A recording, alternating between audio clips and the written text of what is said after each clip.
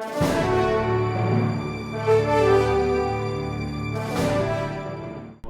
what film you were here for? Hello. Switch on. Sorry. Oh, yeah, that makes sense. No, don't worry. Hello. My name's James, and I'm here for Canis Creek. My name is Oliver Spaulding. I directed All In, which stars Tony over here.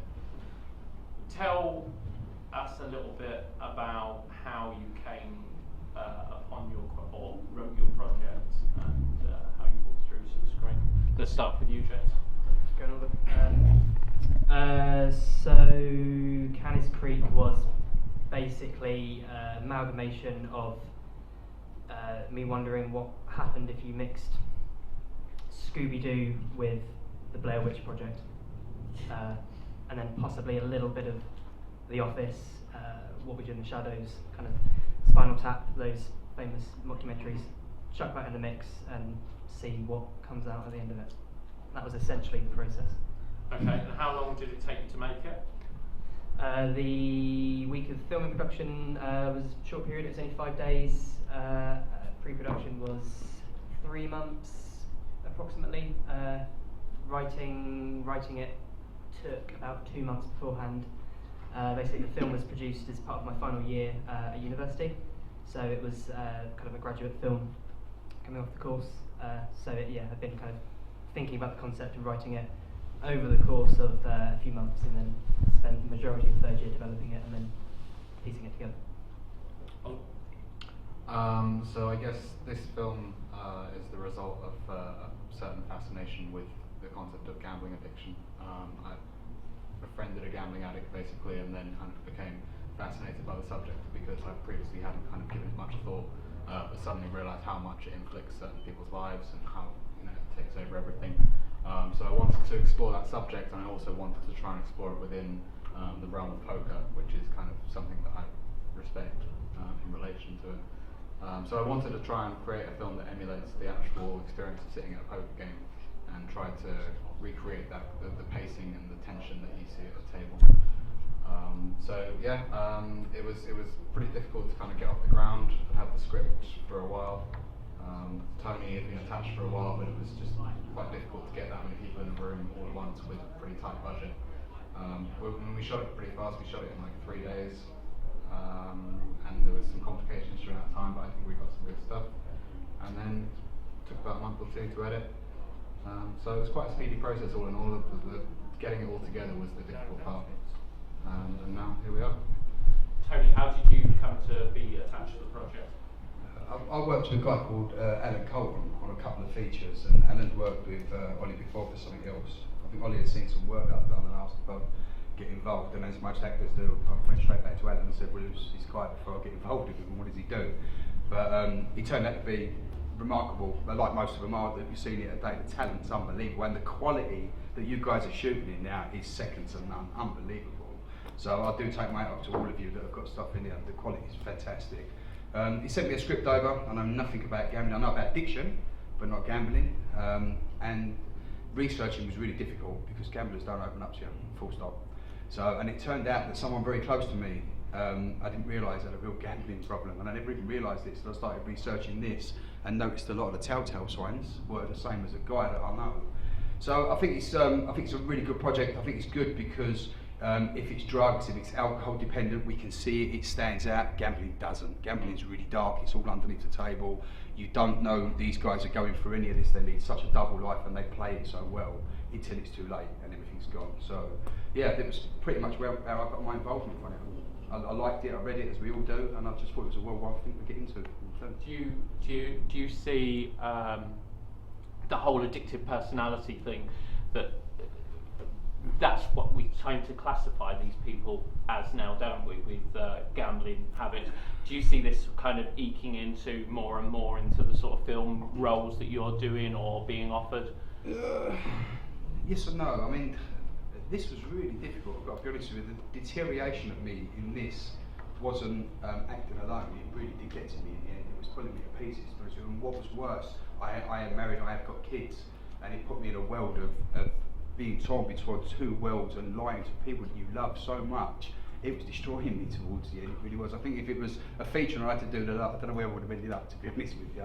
But yeah, so you know, it's nice to be able to play a field of different characters. It really is, rather than typecasting yourself in one place. I think anything that I get that puts me out of my comfort zone, for me, it's a challenge and it's worth doing. I'm frightened to death of getting on a set with it, but I just want to see where it takes me. So, James, so this isn't obviously your first film. What are you planning on working on next? Outside of this film, there's a few things on my line. So one of the things I do is I co-run an arts organisation in Southampton called 404 Productions, and we make theatre and film projects that incorporate young people into the making process. So we have a young company of people between the age of 14 and 21, and we bring them on board and put them into theatre and film projects as a way of kind of breaking them into the creative industries and giving them like a stepping stone before they go on to college and university and hopefully beyond after that. So there's a series of short films that we've recently shot called Love Letters Are Her Thing, and they're 3 short films that have been written by a lady called Kaylee Benham, a young lady called Kaylee Benham, I should say. She's 17 years old, and she's one of our young associate writers. She's written these 3 short films with the guidance of a professional screenwriter, and then we shot those films. They're kind of like 3-minute each, very short films. They're being edited at the moment. And again, the aim is to kind of give them a festival release, and again try and give the young people who were on the crew a kind of an outlet for their creativity. Because I've been quite lucky that growing up, I had I was involved in youth theatre, and through doing that, a lot of theatre work, and made a lot of my own short films. And I think I was quite lucky in that respect to have a creative outlet that not everyone does get to have. So quite keen to try and give as many of those opportunities out to more people as we can. Do you know, I just love that fact, because there is so many more people today trying to involve the younger generation in film, and it really is a shame, because I mean there's been projects over the years that we all know that are not the way a film set should be run, and it really upsets me, especially because everyone that knows me knows I'm really in the independent film, support it all the way, always have done. And it gives these kids a look at how the real side of it, and working with decent people really is, rather than sometimes just coming on and having that experience where they don't want to come back to this industry, and that's a shame in this industry. But there is more and more people doing what they're doing, and so many different companies out there that are evolving, and it's how we see it work as well, because we do bring a lot of people onto our sets like that. It's nice to give them that leg up and that education, a little shadow of someone, so they can learn so much more, and it gives them so much more experience. You can learn great stuff in your unis, and the uni you went to, I know it really well, very good university. But I mean, to get hands-on on a set, the best way to work. It's the best way to acknowledge it. And we said as well is that what's interesting through doing that is you as a filmmaker actually learn more in a respect, because through mentoring these young people, at no point are we claiming to be experts in the field, because nobody is. So actually, by kind of teaching people younger than you how to do stuff, you actually kind of remind yourself of what's right and what's wrong. And reinforce your own. And they teach us. They teach us all the time. We do learn a lot from them. Because you say something and then you think about it afterwards and go, no, that's wrong. That's wrong. Don't do that. Don't do what I did. Yeah. Quality. Oliver, what are you working on next? So I've got a couple of scripts ready to be produced, basically. So we're kind of working out how I can get that done at the moment, looking for funding, that kind of thing. But I'm primarily just doing freelance videography at the moment to pay the bills. You are on one as well.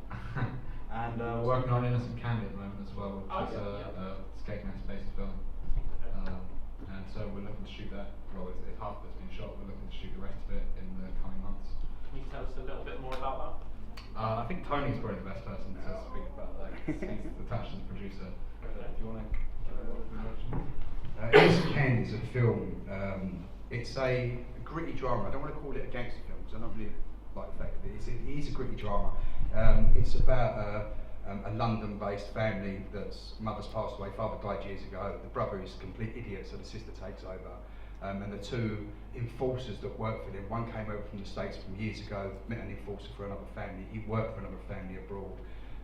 They got together, partnered up, and they now work for this family. It's a cat and mouse thing, and it involves a very young girl that's trapped in a house when this violent act takes place by one of these henchmen, the American guy, and she leaves the house and runs right into his partner. But being British, we don't kill kids.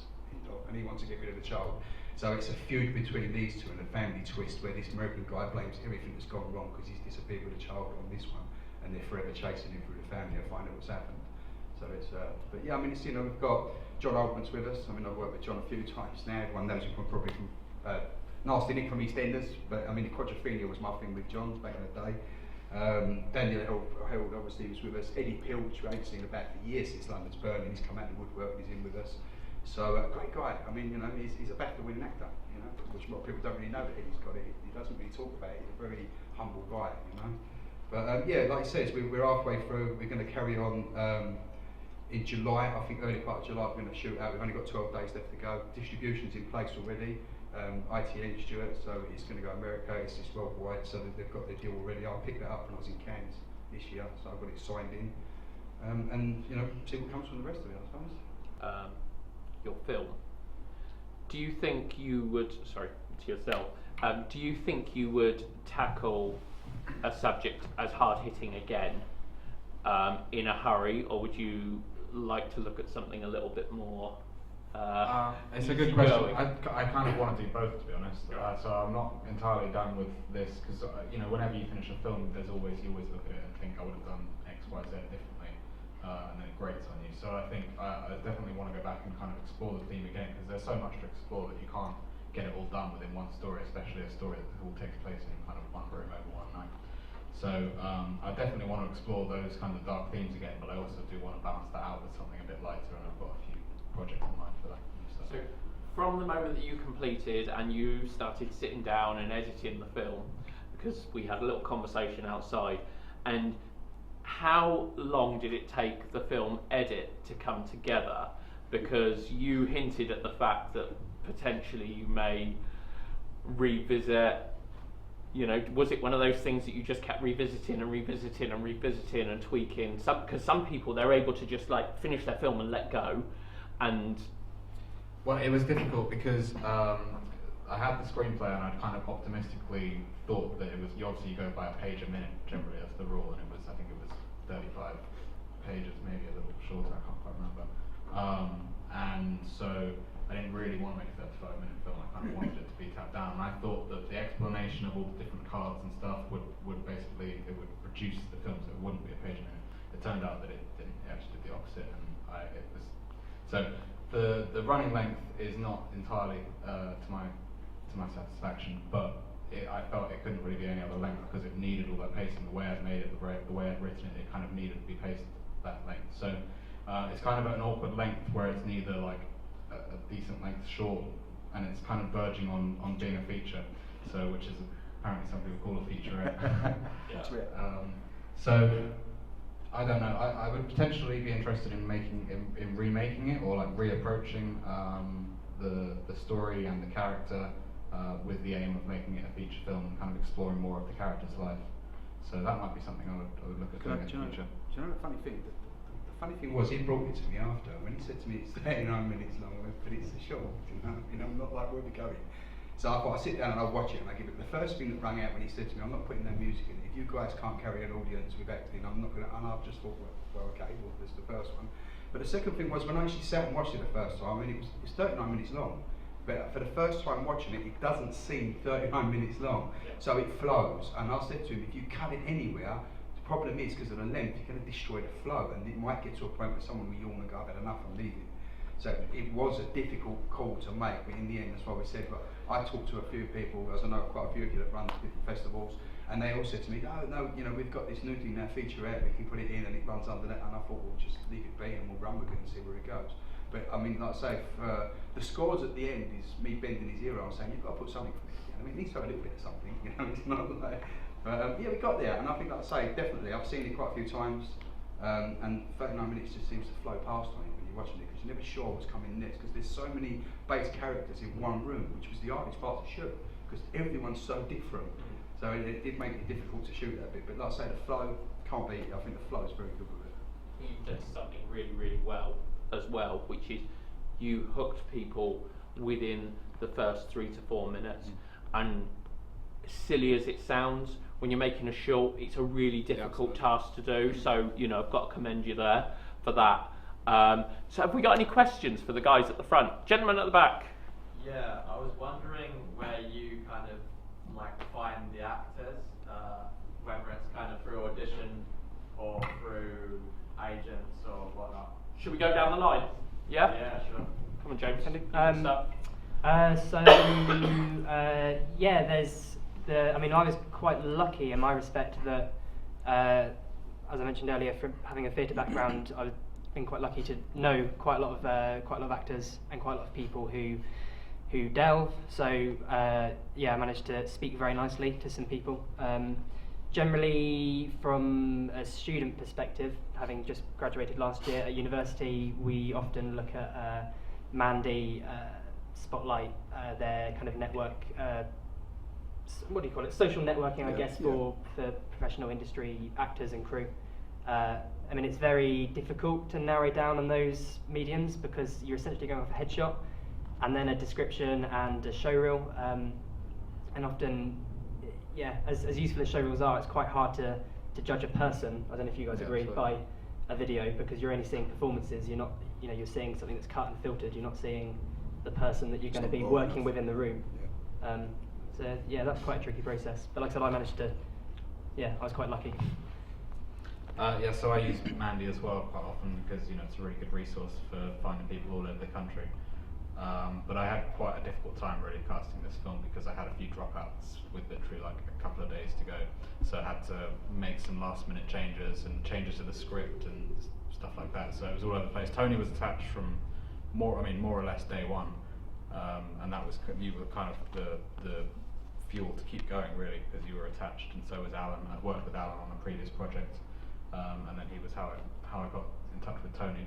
So those two were kind of secure. They were the two central characters, but it was just trying to fill the rest of the roles.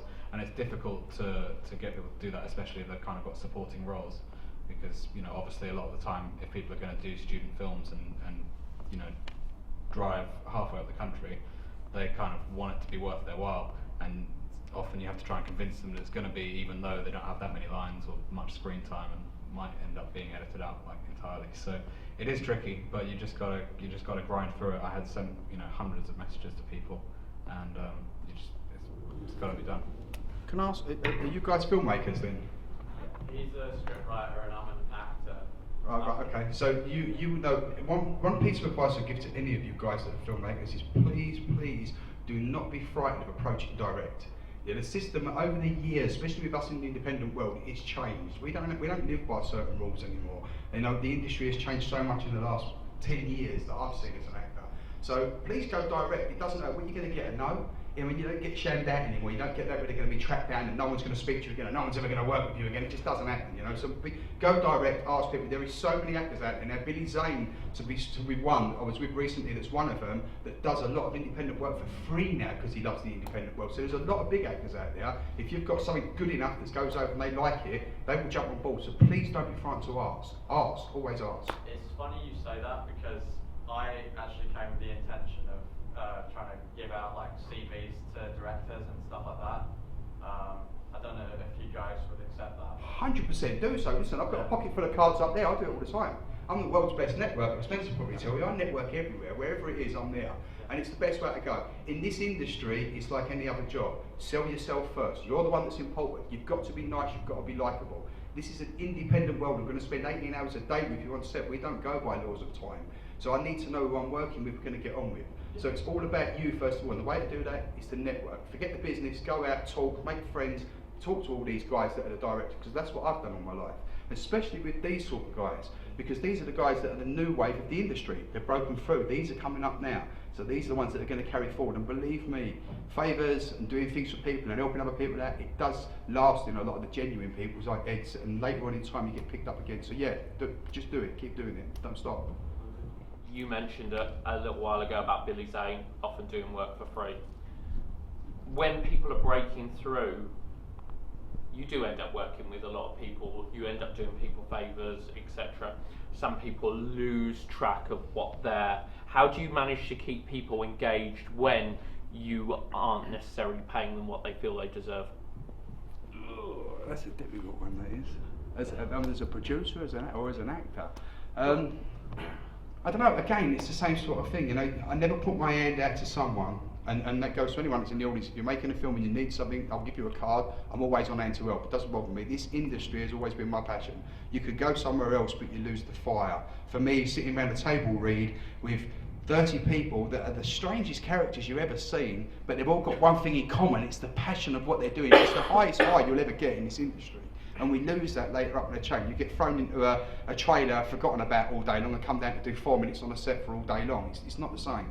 So I think when you put out genuinely to people and don't ask for nothing in return, and you never do, I never do, later on in time it does fold back again. So I suppose I keep around it like that in a sense, and staying in touch. It's important to stay in touch. That's why I go to so many networking events. We're all the same people, we're all cross each other again, we all turn up in the same places. So you just got to make sure your face is always there. As an actor, you've probably heard it millions of times. God, if I would have thought about you, you would have been perfect for that role. How many times have you heard that? Because you do get it, but it's because you're not around enough. You need to keep your face in all the time. Networking, like I said, for me, is the most important thing. Be genuine, but be nice. It's the best thing in the world, and I think that's what it comes down to. It's just being a nice person. We all want to work with great people on set. I see Terry's just walked in. I mean, he works with only nicest people. So it's, yeah, it is. You've got to be nice. Like I said earlier on, we do long hours. I think it's really important as an actor as well to learn everything that goes on behind the camera as well as in front, because then you have a lot more respect for the whole team that's working on that set, all of them. We know when someone's getting tired, we know how difficult it is. I've seen it too many times on sets where someone's being shouted at by another actor, but what they don't realise is them people have been there 5 hours before you get there, and they're going to be there another 7 stripping it down after you've gone, so have respect for everybody on the set. And again, I can't stress enough, be nice. It's all it comes down to, be nice. Well, listen, guys, thank you very much for bringing your films to the Romford Film Festival. Really enjoyed watching them. Some of them quite a long time ago now. Yeah, we wish you all the very best for the future, and we hope to see you here next year with something.